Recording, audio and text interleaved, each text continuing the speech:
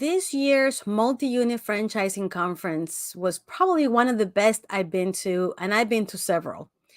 And especially so when it comes to the keynote done by American Airman Nicole Machalowski. I would say that that was probably one of the best keynotes I have seen in all the conferences that I've been to. And I will remember that for a long time. Now, who is Nicole Malachowski? Well, she is the first woman Thunderbird pilot, combat veteran, and fighter squadron commander, the first of her class. And it was really amazing to hear her story and how the lessons that she has learned along the way and that she shared with us in her presentation really resonated with what we do every day as leaders and business owners that are growing an organization. One of the things that she said in her presentation was that she has never been the best at anything. However, she has been the best. She has been a part of the best teams, and that is what has made all the difference. That it is all about being able to push the envelope, and that pushing the envelope mindset means taking the airplane in her perspective, right? As an airman, as a Thunderbird pilot, what does pushing the envelope mean? And she shared with us that it meant taking her airplane to its designated altitude and speed limits. So it's all about being the best. She mentioned how for her to be a great pilot, airman of the Thunderbird team, she had to be able to be willing to push that plane to its speed and altitude limits to be able to demonstrate what's possible with that machine.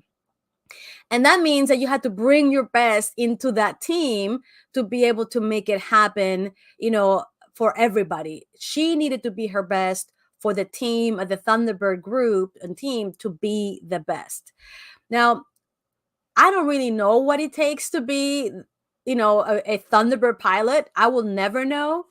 But I will tell you that these are the things that she shared in her presentation. And I'm going to share them with you today in the show because I thought that they were very applicable to us. And I was very inspired by what she said and can totally translate it into my life and how I do and decide the things that I'm going to do with myself and the team that I work with. And so she said that what it takes to be able to be among one of 5 people in the world, the most elite organization and position that it exists, or among the most elite organizations, and highly skilled abilities that you need to have. And she said there are 3 things. It takes 3 things to be able to achieve that. First, courage. Second, trust. Third, vulnerability. And she said that with these 3 things, you're able to achieve the best of yourself and others around you. He says, however, her path to become, to get to be a pilot, of the Thunderbird team was not a straight line. I mean, it was littered with challenges and issues and things. And that's true for all of our lives. When we have a goal and an objective of where we want to be, the reality is that you don't get from 0 to there, in a straight line. Things happen that derail us, and it's up to us to grab our things and get back on the road to where we want to go, knowing that they might be the next thing that will derail us again. But part of the strength for us to be able to get to the end result is to be able to pick up and go back and recommit to where we want to be. And she was no exception. And so the first thing which you said, that it takes for you to be the best, to achieve excellence in something, is courage. And she said you need to have the courage to be different regardless of whatever anybody says about you or not. That the reality is that no one wants to be, average. No one wants to have a scripted life. You want to be able to take the risk to design your journey. Sadly, not all of us, or very few of us, are willing to do what it takes to make it happen, to have the courage, take the ownership to do and design and live the life that we want to live. And I will tell you that because of many things that happened throughout my life, early on, I decided that I was going to do the things that I wanted to do for my life. Now, significant things don't happen in your life for you to make the same decision.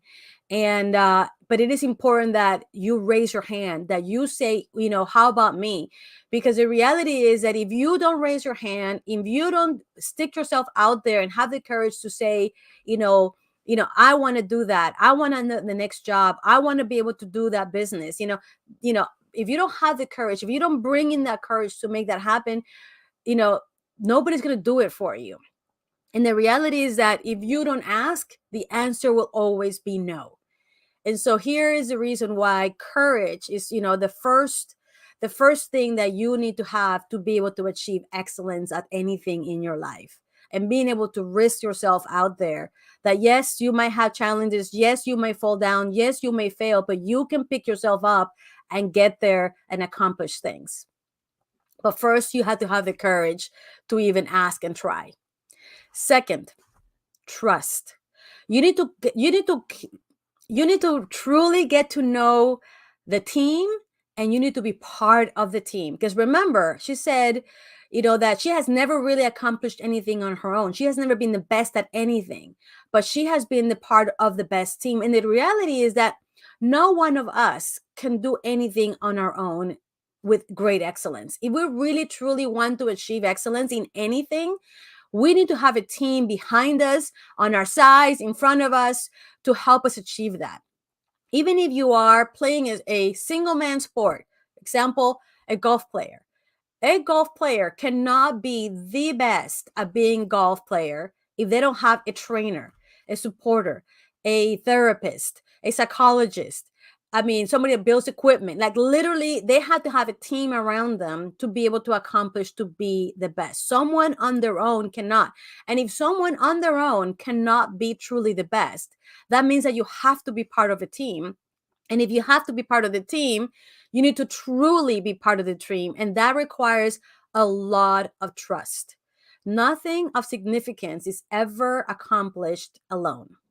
And the reality is that sometimes we think that we're the best, that we can do it better than everybody else. But the reality is that there are a lot of other people that take as much pride in their job and what they do as you do. You just need to find who those people are, surround yourself with them. And once you have those people around you, appreciate them.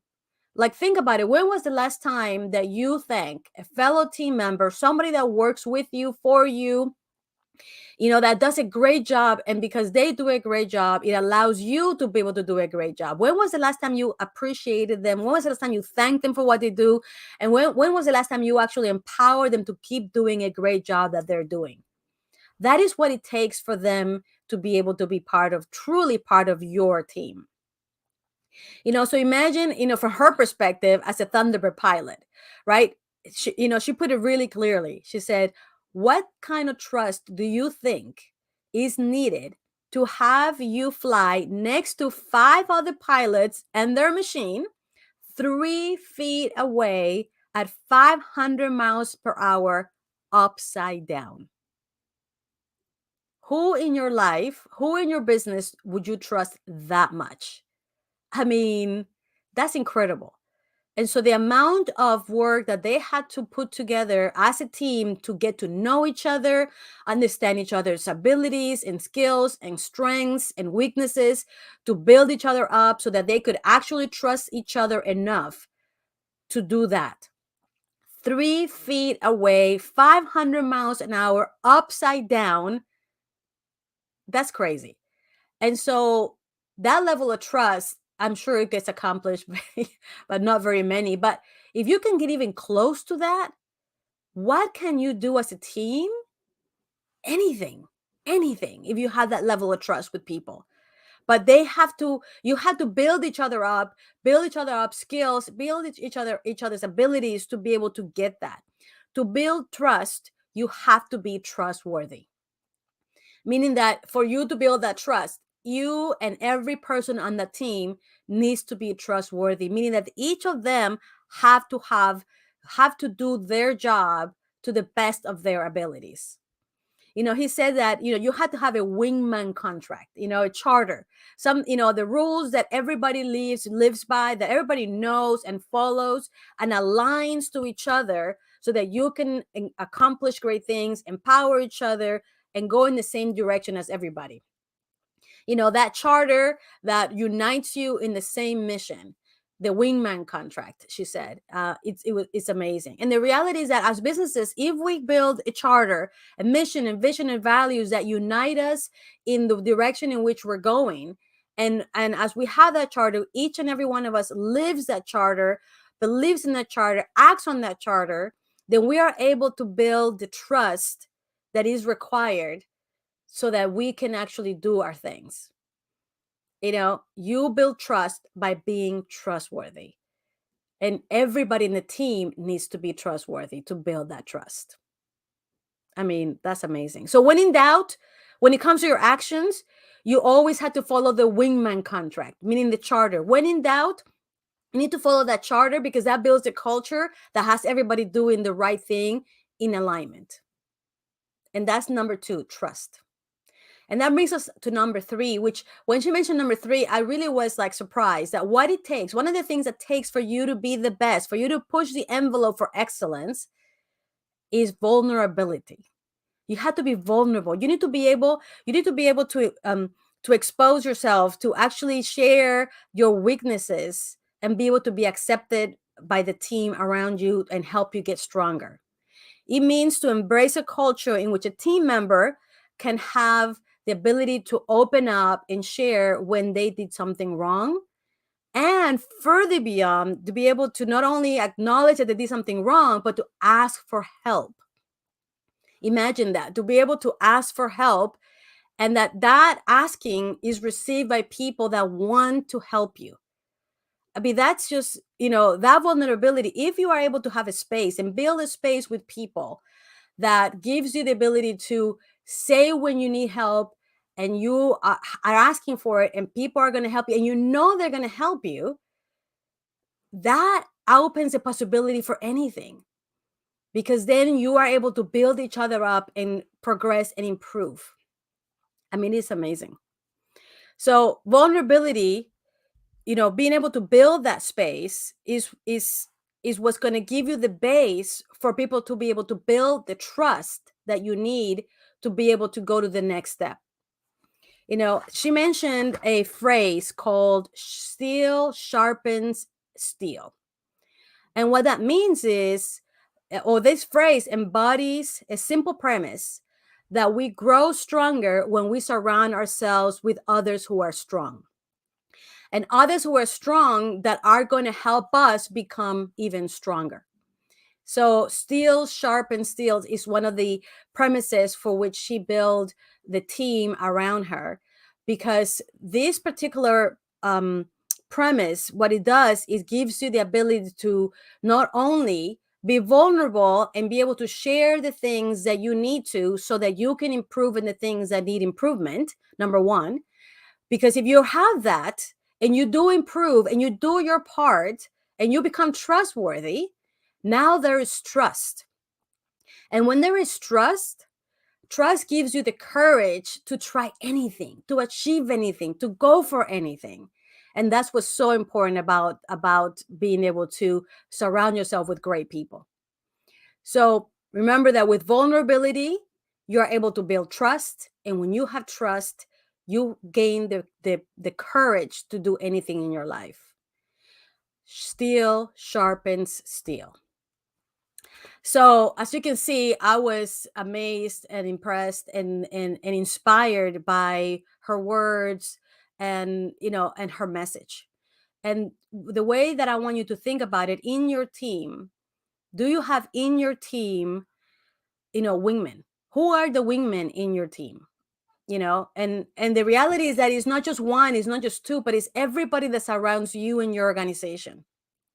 And the question that I have for you is, do you have a culture of vulnerability where people can raise their hand and say, look, I don't understand that. Look, I'd like to learn more about that. Or look, I don't know this. How do I improve this? Who can help me? And that people in response will raise their hand to be the ones to help, to train, to teach, to guide, and give everybody or whoever's asking what they need to be able to overcome whatever challenge they're having? Do you have that in your organization? And if you do, is that building trust in your organization? Is that making it so that people are now becoming more and more trustworthy because they're willing to say when they're lacking something, and they're willing to do the work to be better? And if people are willing to do that and able to do that, they're building trust. They're becoming trustworthy. And if you're trustworthy, if you have a team of trustworthy people, that means that there's trust. And if there's trust among everybody, then people will have the courage to do what's necessary to be excellent. They will raise their hands to be leaders. They will raise their hand to take challenges. They will raise their hand to be better and to do more for you and your organization and each other. That is how you push the envelope for excellence. Anyways, obviously, it is something that is something to strive for, something to work for, because if you want to be excellent, if you want to be able to achieve that excellence, like I want at the American Fascist Academy, then I know that this is what we have to build in our organizations. Is all this sounds truth, and it is principles that I can see that if implemented and built and lived every day, can make us an amazing organization. So I leave you with the thought of who are your wingmen in your organization, and are you vulnerable today to them, and are you building a vulnerable environment where people step up for each other? Is there trust between your team? Are other trustworthy people in the organization that support each other and builds trust around the company? And if that's the case, do you have the courage to do anything? Do your people have the courage to do anything? And that's what's going to be crucial for your organization. So that's it for now. I hope that this gives you a little inspiration and thought about what you can do in your organization to continue to push the envelope for excellence. I know for sure it did for me. And I appreciate you having been here and listening to this and sharing these thoughts with me. So having said that, thank you for being with me today, and we'll see you in the next one. Bye-bye.